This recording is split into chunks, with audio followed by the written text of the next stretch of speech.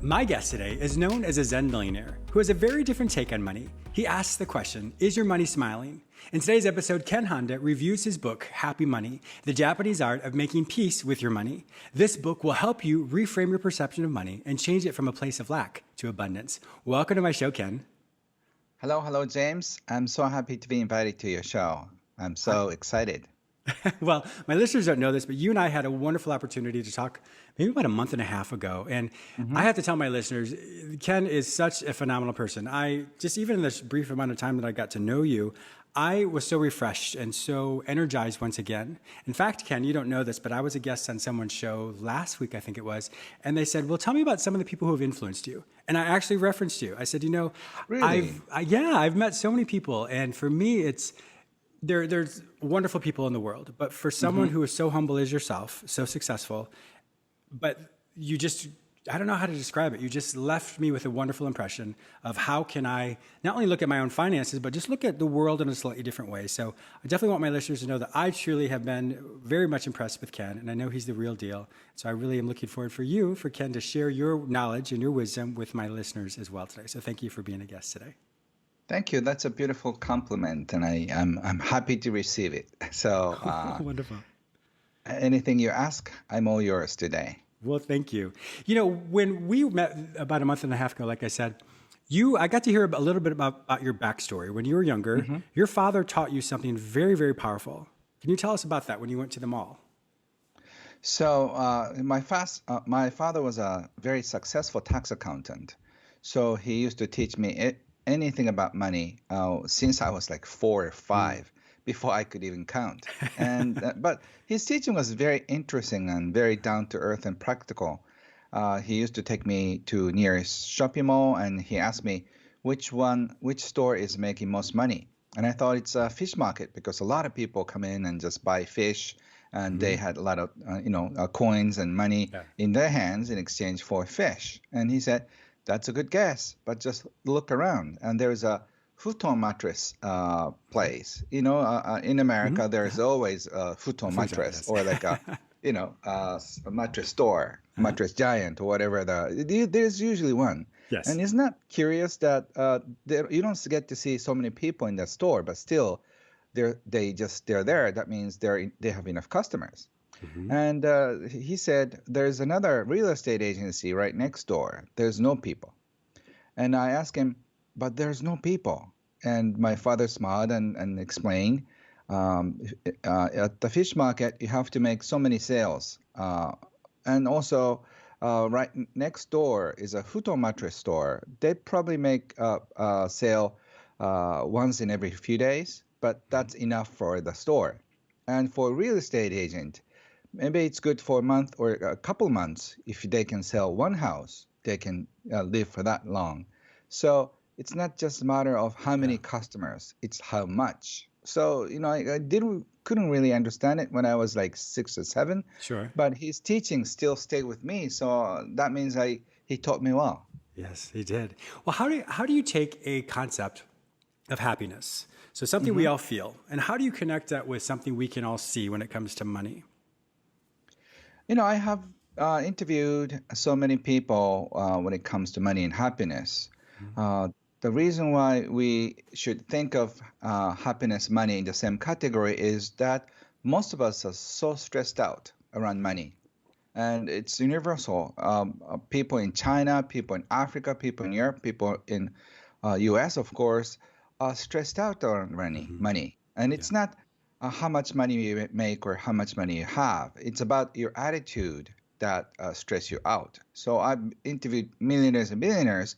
They're as equally as stressed out as we are, because they have to deal with high volumes. Sure. Say, if they're making $10 million, they have bills around $10 million too. That's $900,000 a month. That means like $30,000 a day. That's a big bill, right? It's a big bill, yes.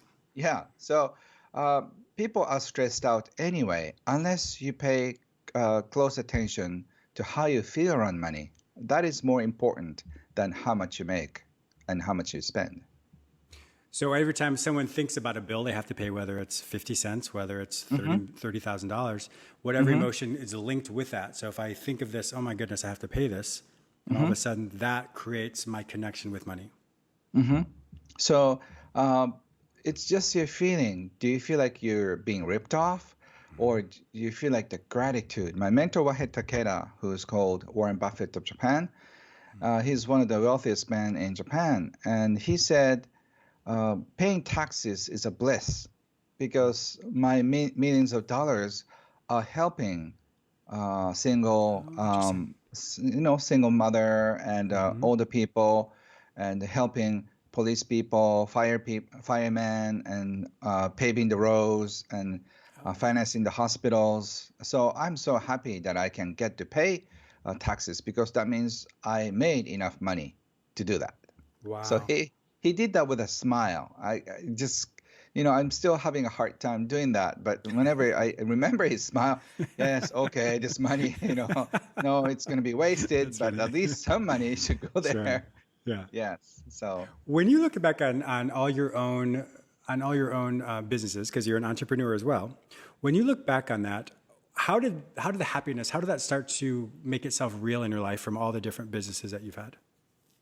whatever I did, the time that I made, I feel the time I felt at least I made somebody happy or smile was bringing me a lot of joy too. Yeah. So whenever I see a smile on people's face, say, I'm a writer, I've written so many books and so many millions of copies, but whenever I see a person smile when they talk about my book, it brings me joy. So it doesn't matter if I sold 8 million or not, but just one single person smile and she says, Ken, you changed my life. And I say, oh, really? I'm so happy to hear that. So the fact that I made somebody happy, and I'm sure you felt the same way, the fact that you're helping somebody feel happier brings you a lot of joy. And it's nothing to do with money. Yeah, exactly. And this makes me think of what's kind of a version of altruism. And it's a fancy term that says we do other things, we do things for other people without wanting anything in return. And so I think that about you as well. You wrote the book to help people. And just when that person came up and said that to you, that brought you so much joy. So I've always learned that when you do something just to help someone without anything in return, our body responds and kind of blesses us even more because we have all these feelings and our heart just lasts longer. It changes our mood and it feels so good. So as I'm talking to you, I'm realizing even more about how everything we do to be more intentional about what we do, because when you're intentional of just wanting to help, just something as simple as that, or being joyous that you can have money to be able to pay something, it truly changes even the brain chemistry of how you feel about something or how you perceive something. Yes, James, exactly. And when I teach, we've been talking about only half the stuff. The other half is also as important. That is to make sure that money follow you. So my national bestseller in Japan is do what you love and make sure money follows you. Because a lot of people do what they love, but they forget to make sure that money follows you. So it's like they're running with the excitement, but if you're the only guy running around in the mountain, exactly. you can't make money. So you have to make sure that your excitement brings you joy and money too, and that way your cycle of abundance completes. Yeah.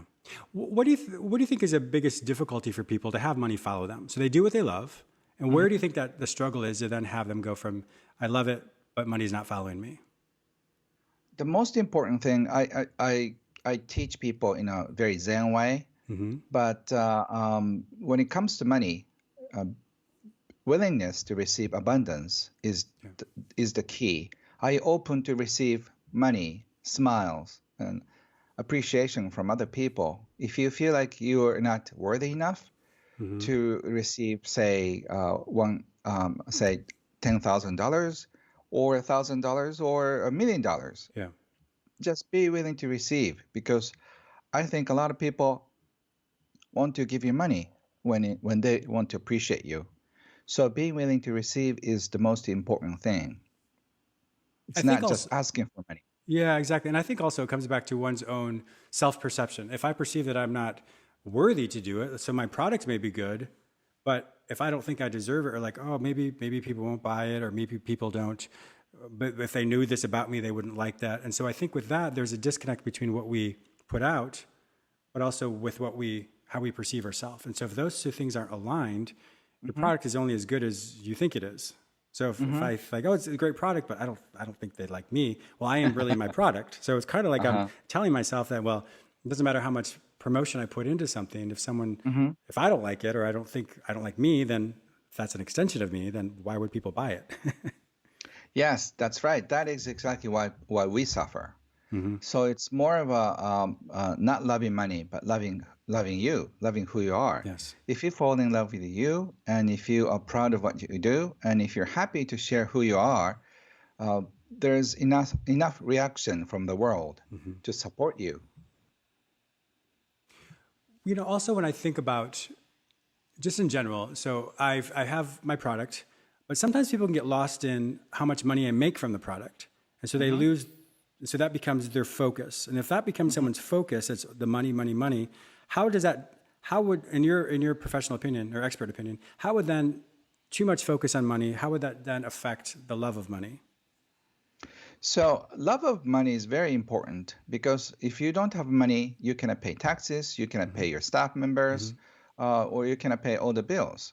So bringing in the circulation of money is very important. So love of money I think, is very important. But just attachment to money is not, because Yes, I it's see not that. a healthy attitude. So say, for example, I wrote, I'm publishing monthly here, and then every month I just write one book, with my sincere heart. And sometimes they say, well, sometimes it doesn't. Right now, every convenience store in Japan is carrying my book. So it's a lot of places. Yes. So, but people sometimes buy it, sometimes don't. And I cannot do anything about it. Even if I show up on TV and promote it, if they don't like it, they're not going to buy it. So it's not up to me. It's up to them, or society, or universe, or whatever you want to call it. So my job is finish writing a beautiful book, and the Oh, I rest see. That's your goal. I have no control. Yes. So I'm letting my attachment go. And after finishing the last line, I just breathe in and just sort of like, I'm letting this universe take care of me. I like that. So far, I've done more than 200 times. I've published more than 200 books, and so far so good, because That's I love wonderful. I love my books, and a lot of people love my books Yeah. enough to keep me going. Yes. That's something I can really appreciate as well, because I don't know if you know that I'm a composer as well. So I've had 2 albums out, working on my 3rd album. And for me, I just love to compose. I love the music part of it. And I can sit there and Beautiful. talk. Yeah, I can sit there and talk about it for hours. But for me, it's the same thing, whether people buy it or they don't buy it. It doesn't even cross my mind, because the fact that I get to create that, and it's so powerful for me and so liberating for me. That's really all Yes. I think about. And then when I get the money that comes in, I'm like, I didn't realize I just forget about that. I know people may think, well, how can you forget about it? But I do. I just simply forgot. Like, I forgot to get Yeah. money that comes in from that. Yeah, which it's is a very wonderful thing. important. Yes, beautiful. I really admire your talents. You're such an amazing individual with so many beautiful talents and a beautiful heart too. Thank you. That's why people love you enough, so you can keep going and just this show. So I really want to congratulate you on your beautiful success. So I think letting go of attachment is very important. Yeah. But that doesn't mean that I do nothing. I make sure that there is enough people um, uh, show interest in my books. For example, I have an online salon and bookstore which has 20,000 members in it. That's a lot. So I made sure that everybody knows how excited I am, and how grateful I am that I finished the book. So my excitement about the new book will be passed on to Yes, I at see least that. 20,000 members and Yeah. their family members, and they're very happy to promote it for me. Yes. So once you just finish with the product, you have to sort of like let go of this. I call it excitement ball, energy ball.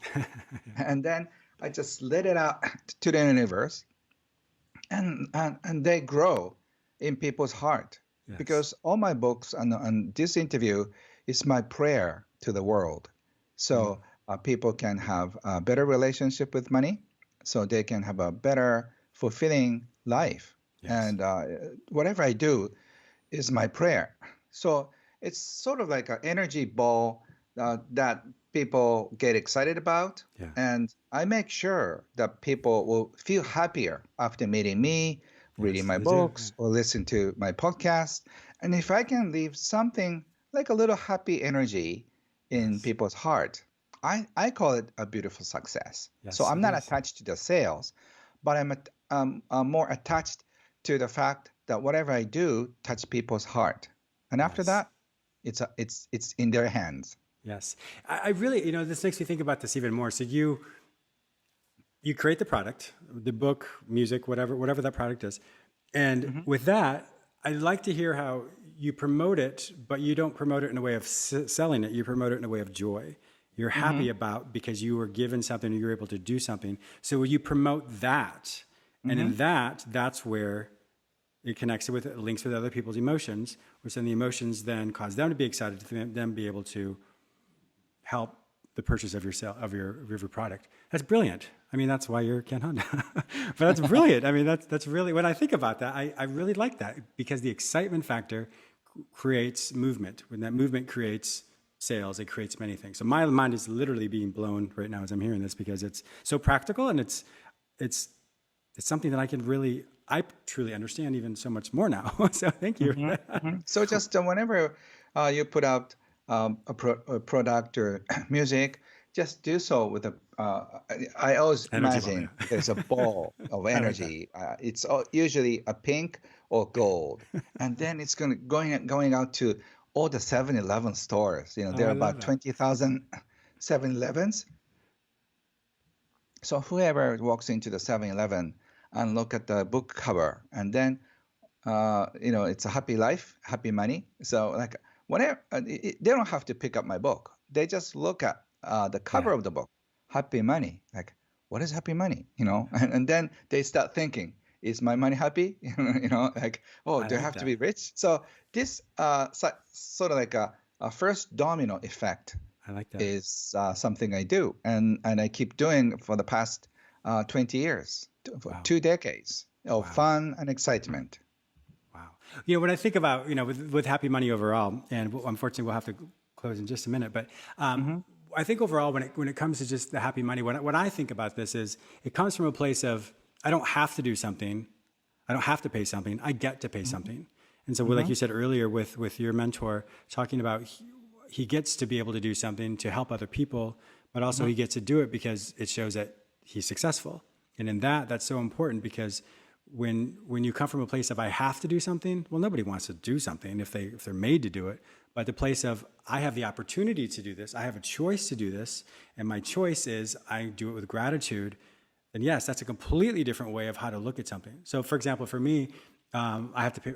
I get to pay my taxes. I almost said I have to pay my taxes, but I get to pay my taxes. That was a good catch on my part. But I get to pay my taxes, in the next month or so.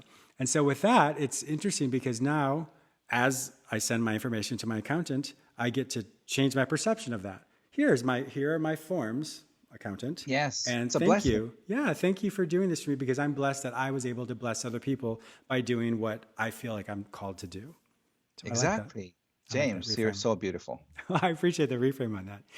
Like I said, we only have a couple more seconds. Like you Uh-huh. said, you've written so many books. The one Hmm. we're talking about today is Happy Money, the Japanese art of making peace with your money. Where would people find more information about you and to follow you and just to get to know you? Thank you for asking. You can find all the information at kenhonda.com, Ken, Honda as in a car, kenhonda.com. And I will start English online salon sometime soon. So if you like to hang around with me, just check out the information. I'll start teaching online in English as well. It's been a challenge, but this is a fun challenge. I started doing this since I was 50.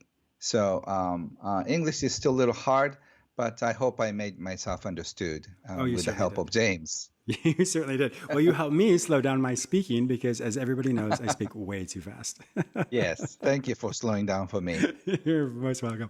Well, Ken Honda, it has been such a pleasure getting to know you, and I can't wait for you to come back on my show again sometime in the future. But thank you for spending you. time with us today. Thank you so much. Invite me back anytime. Wonderful.